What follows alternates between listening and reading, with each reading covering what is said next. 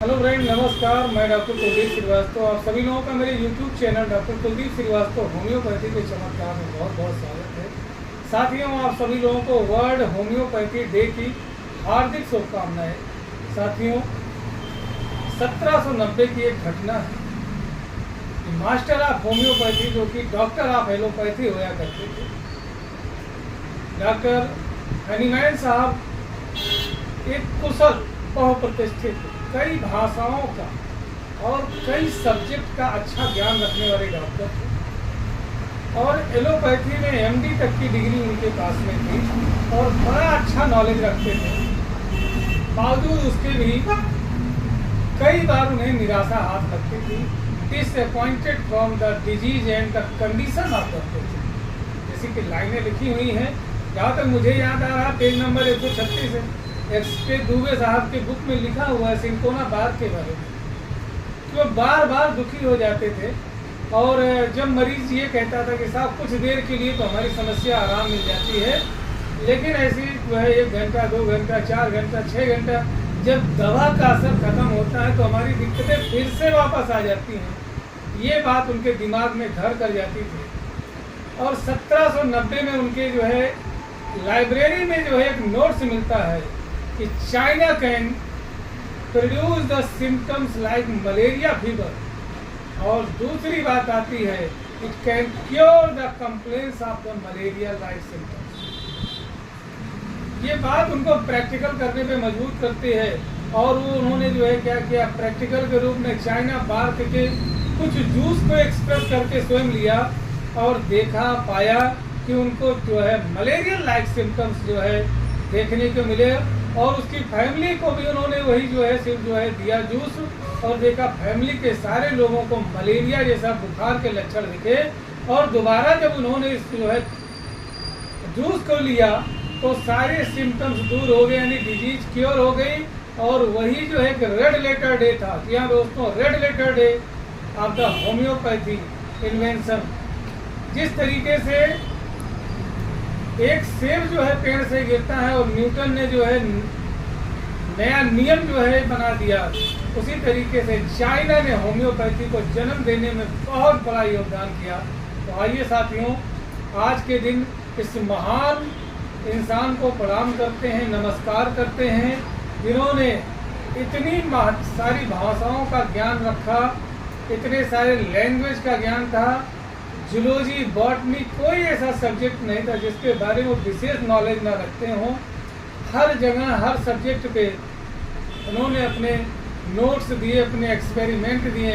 ऐसे महान इंसान को हम इसी क्लिनिक के माध्यम से, होम्योपैथी के मंच के माध्यम से प्रणाम करते हैं। साथियों, हमारे देश में बहुत से ऐसे भाई बंधु हैं जो कि क्रोनिक हीमोरेज से परेशान है या एक्यूट हीमोरेज से परेशान है। कहने का मतलब उनको पायरिया हो गया है, उनको जो है बहुत ज़्यादा जो है पीरियड आता है, बहुत ज़्यादा जो है इंटरनल ब्लीडिंग हो रही है, हेमेटोइमेसिस हो रहा है, हीमोटाइसिस हो रहा है, या जो है उनको पाइल्स की समस्या है, इसके वजह से बहुत ज़्यादा ब्लड लॉस हो रहा है, या परफोरेशन, बहुत ज़्यादा कहीं से ब्लीडिंग, रसाव हो रहा है, बहुत ज़्यादा शरीर से खून स्रावित हो रहा है, रिस करके बेकार हो रहा है, जिसके वजह से उनको एनीमिया हो गया।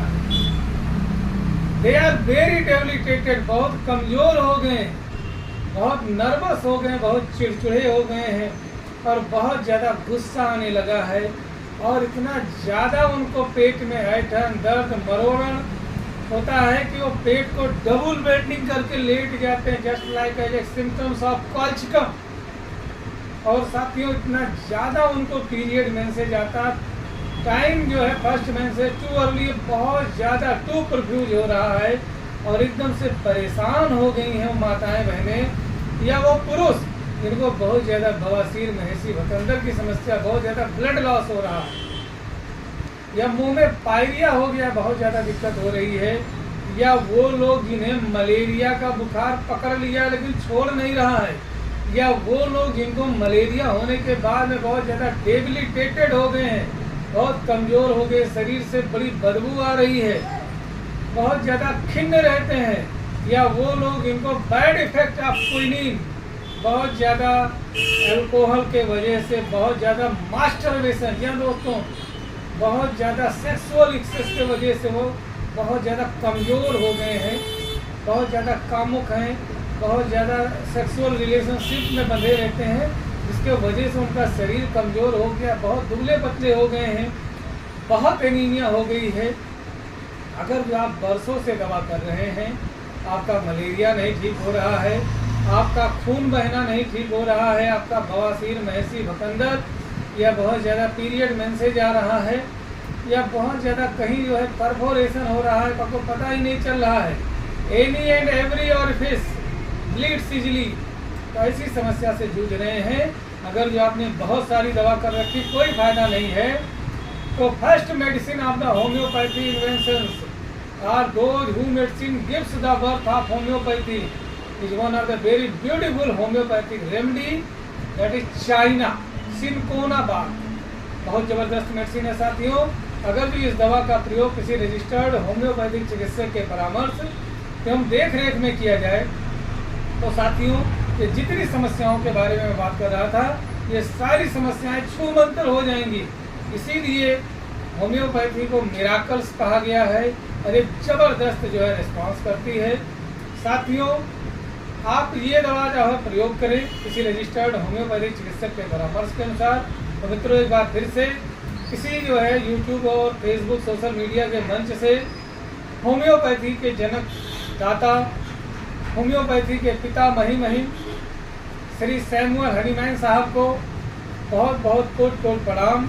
विश्व होम्योपैथिक दिवस की हार्दिक शुभकामनाएं। और साथियों आपसे इतना ही कहना चाहेंगे कि या खुदा, या भोलेनाथ, या बजरंगबली, हे माता जी, कुछ अनसुलझे क्रिटिकल क्रोनिक डिजीज का भी पैथ हो जाए, अगर भूल से भी मैं छू लूं मिट्टी, तो मेरे हाथों में आते आते वो होम्योपैथ हो जाए।